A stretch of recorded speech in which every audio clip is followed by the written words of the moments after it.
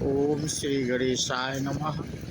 मित्रों, आज इस वीडियो के माध्यम से हम बात करेंगे श्री राम वाल्मीकि संवाद।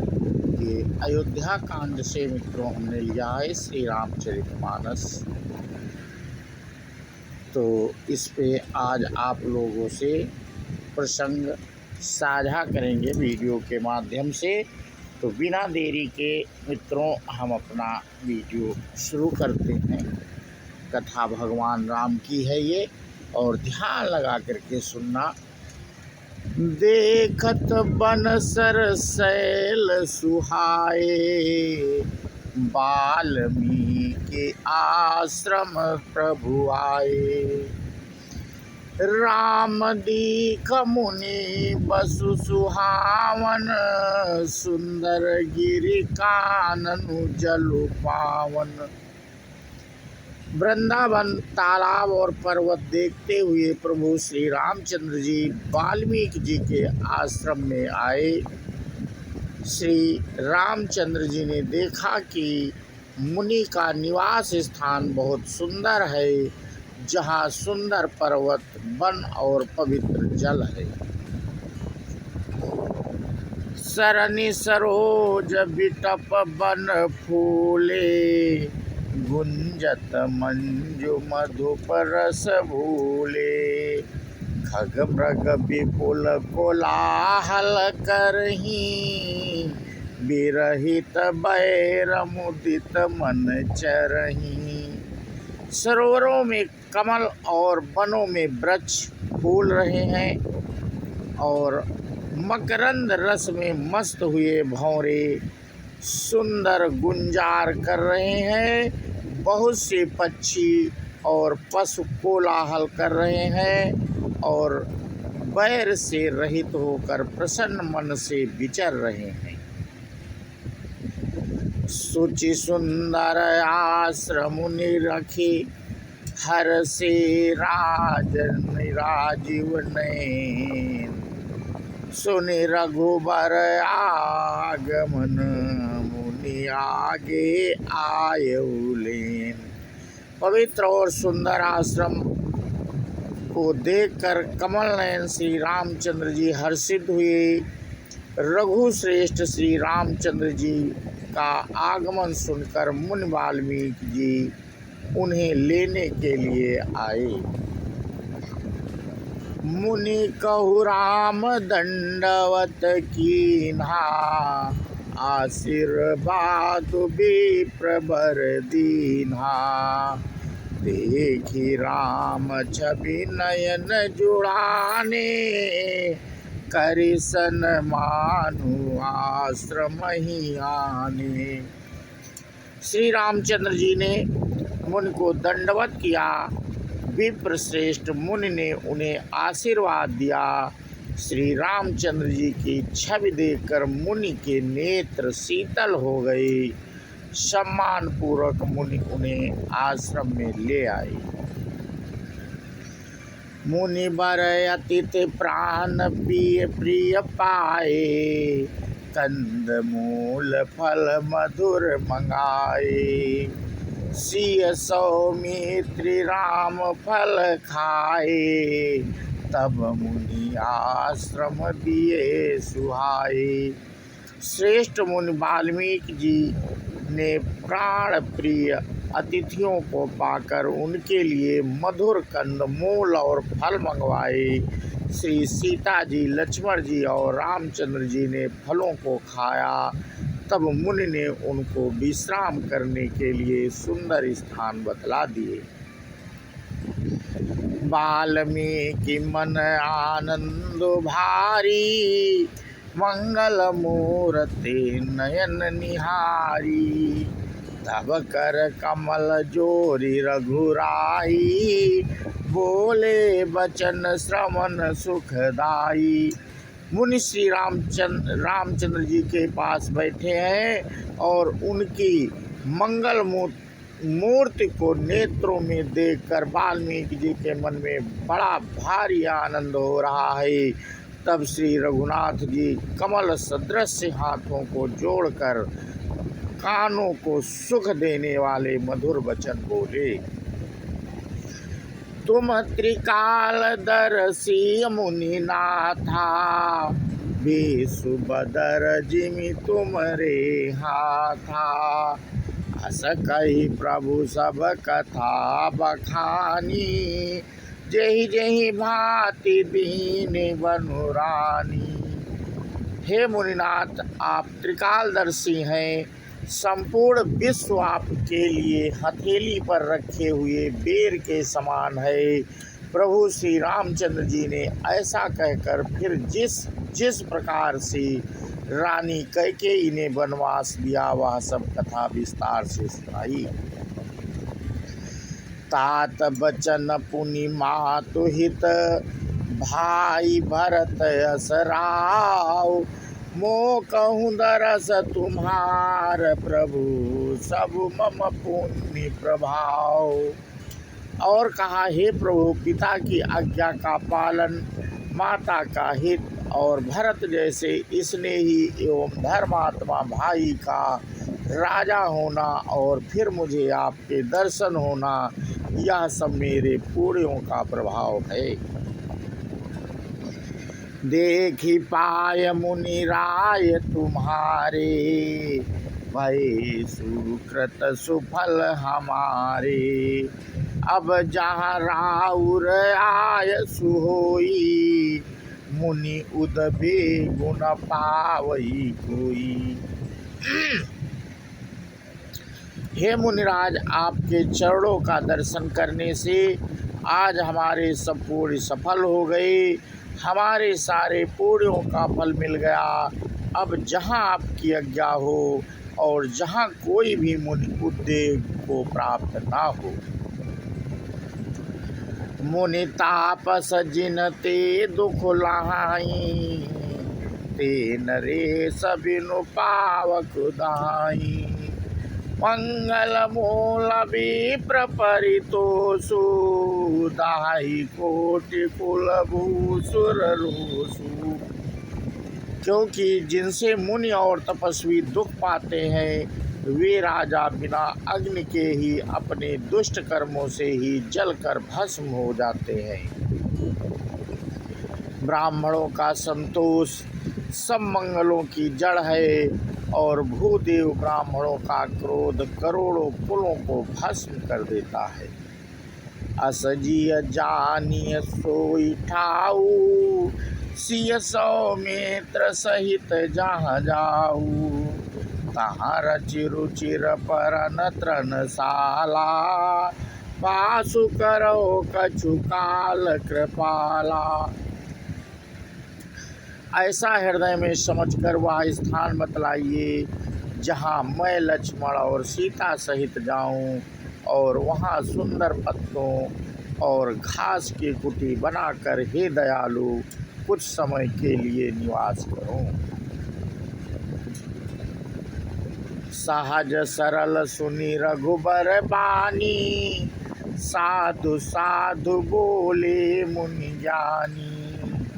कहा न कहूँ अस रघुकुल केतु, तुम पालक संतत श्रुति सेतु।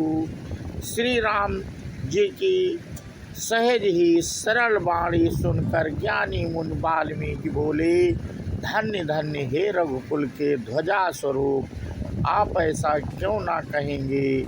आप सदैव वेद की मर्यादा का पालन यानी रक्षण करते हैं।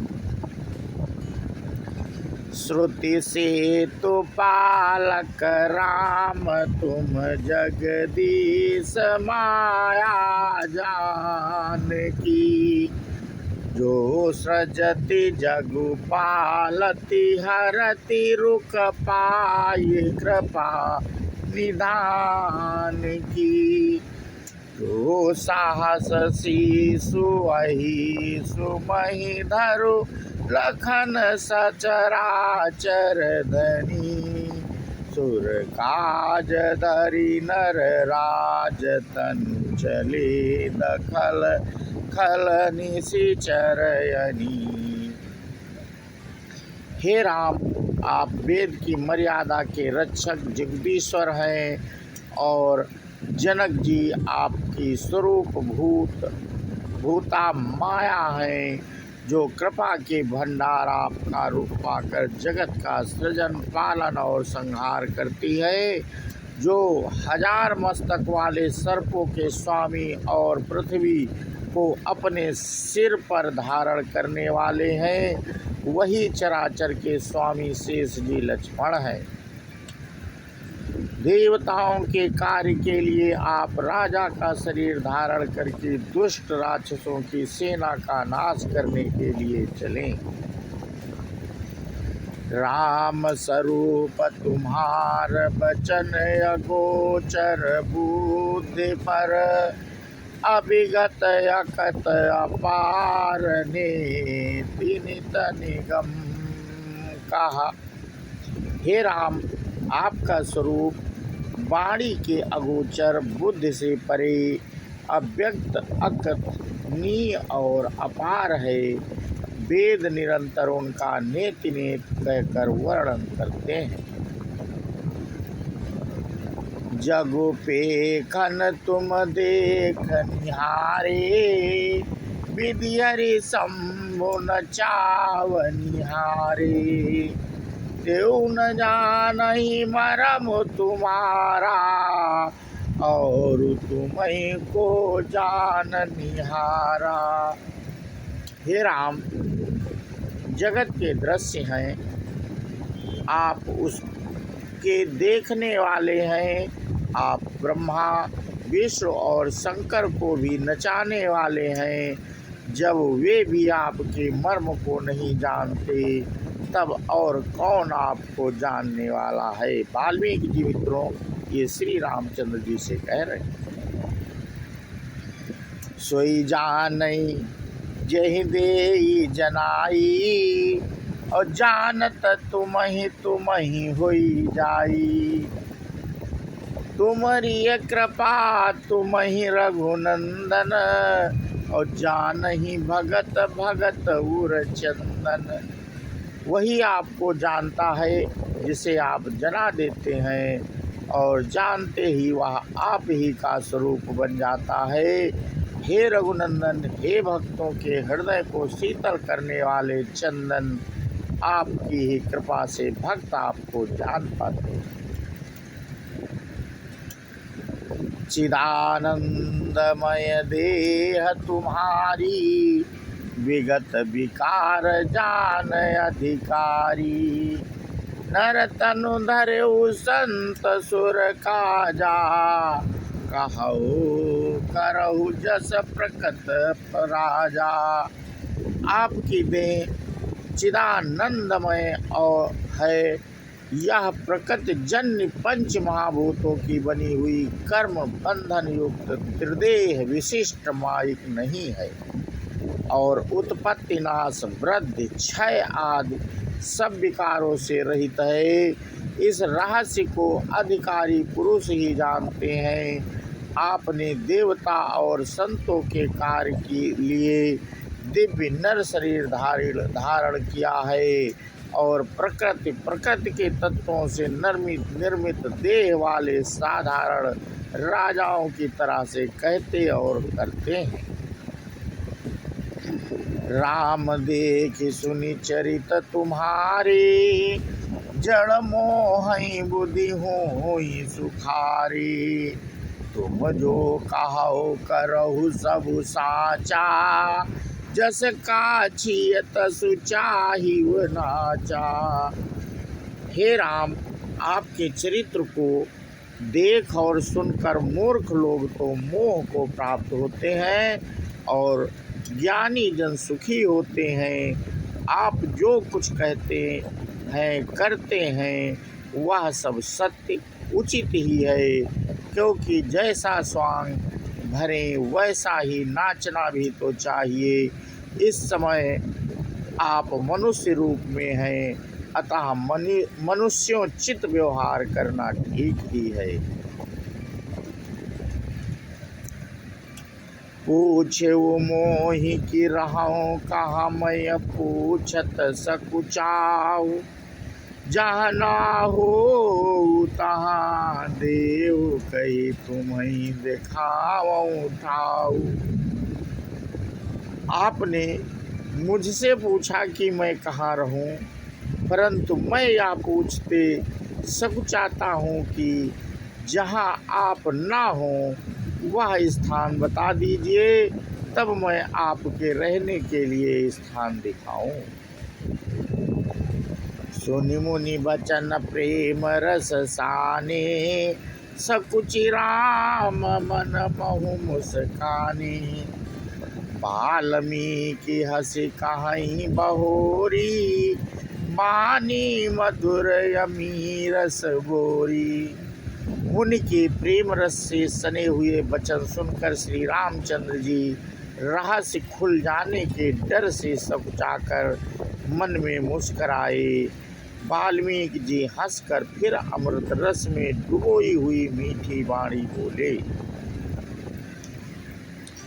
सुनहु राम अब कहूँ निकेता, जहाँ बसहु सिय लखन समेता। जिनके श्रवण समुद्र समाना, कथा तुम्हारी सुभग सरिनाना।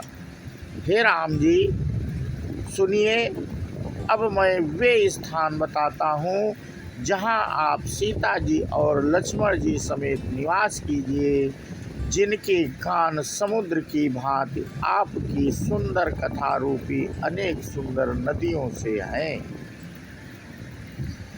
भरत ही निरंतर हो ही न पूरे, तिनके ही तुम कहु गुरु रे।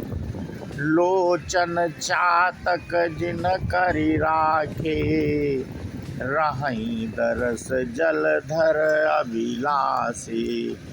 निरंतर भरते रहते हैं परंतु कभी पूरे तृप्त नहीं होते। उनके हृदय में आपके लिए सुंदर घर है, और जिन्होंने अपने नेत्रों को चातक बना रखा है, जो आपके दर्शन रूपी मेघ के लिए सदा लालायित रहते हैं। निदरहि सरित सिंधु सर भारी, रूप बिंदु जल होहि सुखारी।